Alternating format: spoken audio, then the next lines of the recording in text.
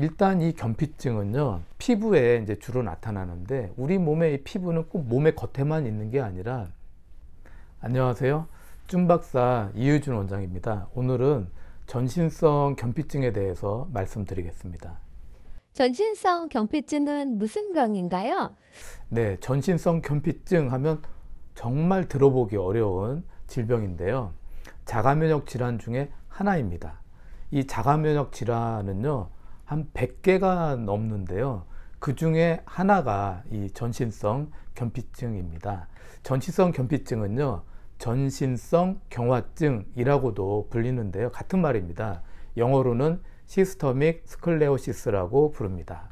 이 전신성 견피증은요, 한문으로 이렇게 풀어서 말씀드리면 온몸에 피부가 딱딱해지는 병이라는 뜻입니다.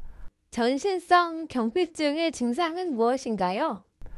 전신성 견피증은 병명에서 보시는 것처럼 전신성이라는 이런 이제 명칭이 있는 것처럼 온 몸에 매우 다양하게 나타난다는 특징이 있고요.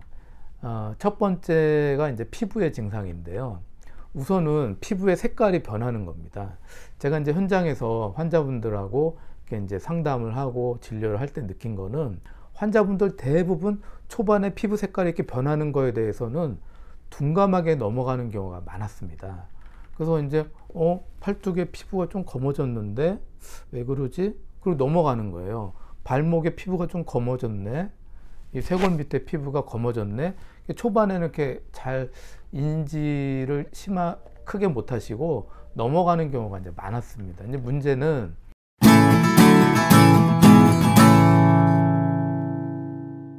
시간이 지나면서 이 피부가 검고 진한 게 부위가 점점 넓어지는 거예요. 그러다 보니까 이상하다, 되게 심해졌네, 그러면서 이제 병원을 찾게 되는 경우가 많습니다. 피부색이요, 변한 다음에는 그 색깔이 변한 그 피부를 눌러주면 딱딱해지는 증상이 나타납니다. 우리 사람의 피부는요, 이제 만져보고 이렇게 눌러보면 말랑말랑 해야 되는 게 정상이잖아요. 근데 이상하네, 왜 이렇게 딱딱하지? 우리가 나무 껍질 만지면 딱딱한 것처럼 이게 시간이 지날수록 점점점 더 딱딱해지는 것이 이 견피증의 아주 특별한 증상입니다. 이 딱딱해지는 것이 이제 시간이 지날수록 심해지고 이러다 보니까 문제가 발생하는데요. 자, 보세요. 손목에 이제 관절에 피부가 있잖아요.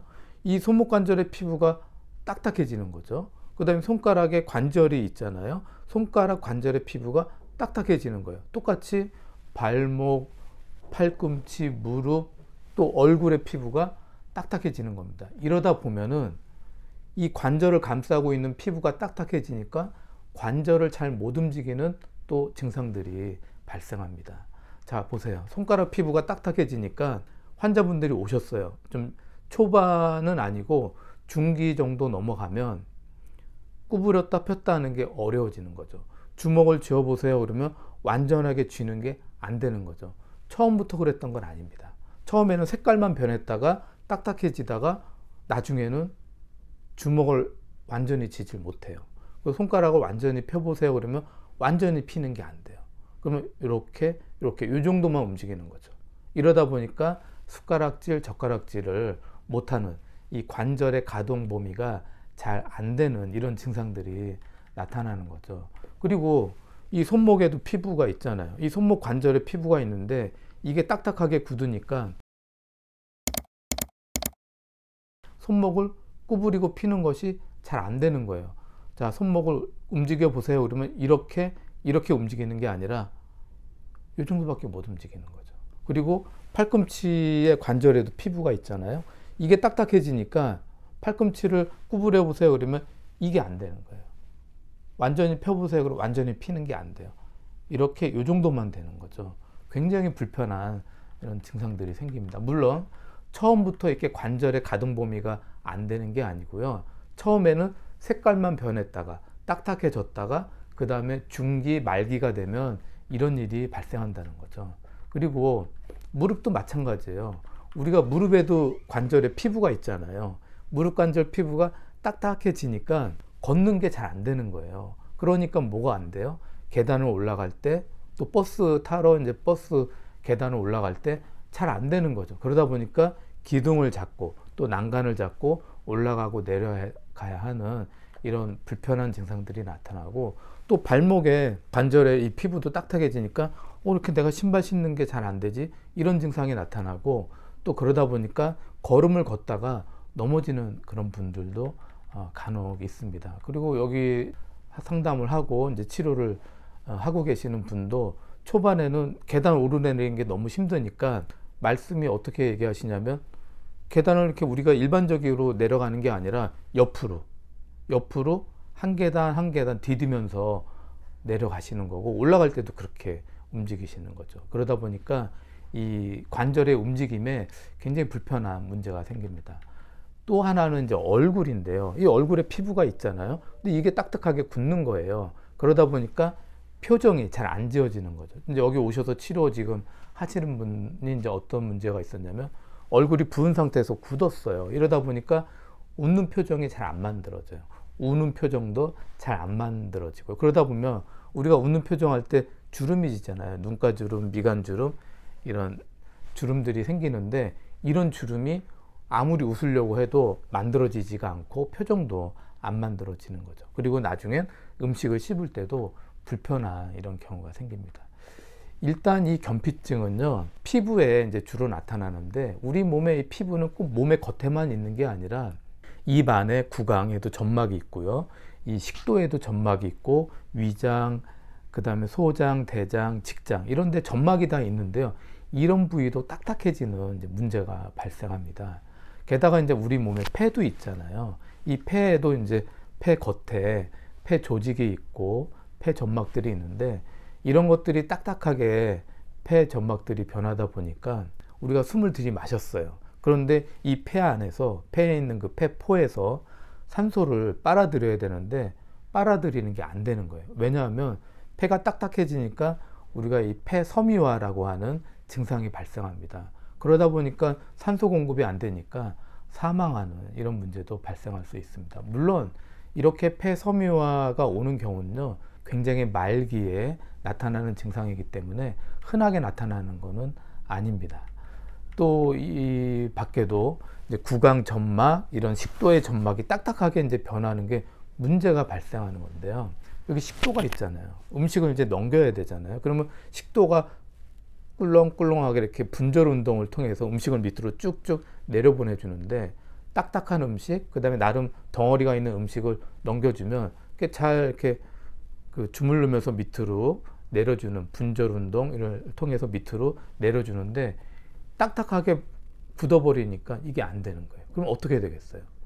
좀 덩어리가 있는 음식을 먹고 삼키면 안 내려가는 거예요. 그러다 보니까 음식을 드실 때 어떻게 하시냐면, 모든 음식은 이제 가는 거죠. 갈아서 죽처럼 만들어서 삼켜야만 하는 경우도 발생합니다. 물론 이 경우에도 전신성 견피증의 초기나 중기에 나타나는 건 아니고요, 말기 때 나타나는 경우고, 그렇게 흔하게 자주 있는 증상은 아닙니다. 자, 물론 아까 말씀드린 위 점막에도 문제가 생기면 소화 기능에 문제가 생기겠죠. 그 다음에 대장 점막에도 문제가 생기면 장에 문제가 생기겠죠. 그러면서 이제 항문으로 음식이 나올 때 직장을 통해서 나오잖아요. 직장의 점막이 딱딱하게 굳는 경우도 있다는 거죠. 그러다 보면 어떻게 되냐면, 이제 전에 상담하셨고 이제 치료받으셨던 분의 이제 말씀이, 변이 그냥 항문이 완전하게 다물어지지가 않으니까 변이 그냥 흘러나오듯이 새듯이 나온다는 거예요. 그러니까 이런 경우도 나타날 수 있다는 겁니다. 물론 이런 경우도 좀 전에 말씀드린 것처럼 흔한 증상이 아닙니다. 전신성 견피증에서 말기 중에서도 말기가 됐을 때 나타나는 좀 드문 경우에 해당이 되는 경우이고요. 또 이것도 심장에도 침범하기도 합니다. 왜? 이게 면역질환이거든요. 면역질환이다 보니까 사실은 면역이라고 하는 이 면역세포들은 피부에만 있는 게 아니잖아요. 온몸에 다 있지 않습니까? 그러다 보니까 초기, 중기 때는 문제가 없었는데 말기에 또 말기가 되면서 장기에도 문제를 일으키게 됩니다. 장기 중에 제일 중요한 게 뭐예요? 가슴에 있는 심장이지 않습니까? 심장에도 침범하는 경우가 생깁니다. 물론 말기 중에 말기인 굉장히 드문 경우인데, 만약에 여기 심장에 침범이 돼서 여기에 면역의 염증 반응들이 일어나면 어떤 증상이 일어나겠어요? 호흡곤란이 일어나겠죠. 가슴이 아프겠죠. 우리가 알고 있는 것은 심장에 관련된 문제들이 발생합니다. 이것도 사망하게 되는 원인 중에 하나가 되고요. 또 중요한 장기가 어디 있어요? 콩팥 있잖아요. 우리 허리, 이 뒤쪽 허리에 있는 콩팥, 양쪽에 있는 이 콩팥, 신장에 침범이 돼서 면역 염증 반응이 일어나면 이거를 신위기라고 이렇게 부르는데, 신장이 우리 혈압에 굉장히 중요한 역할을 하기 때문에 갑자기 혈압이 올라가거나 급성 심부전이 발생하면서 또 사망하게 되는 이유가 되기도 합니다. 이 밖에도요, 이제 견피증 자체만으로도 환자분들은 공포감, 두려움을 느끼는 경우가 많습니다. 어떤 분들은 이제 얼굴에 또 오고 또 손에 오고 팔에 오고 하니까 사람 만나는 게 너무 싫은 거죠. 남자분도 마찬가지고, 특히 여자분들은 뭐 사람 만나는 것 자체를 되게 이제 두려워하고, 이것 때문에 이제 우울증, 심한 우울증에 걸리고 대인기피증이 생기는 그런 경우도 많이들 있습니다. 이로 인해서 이제 불면증 이런 것도 이제 오게 되고요.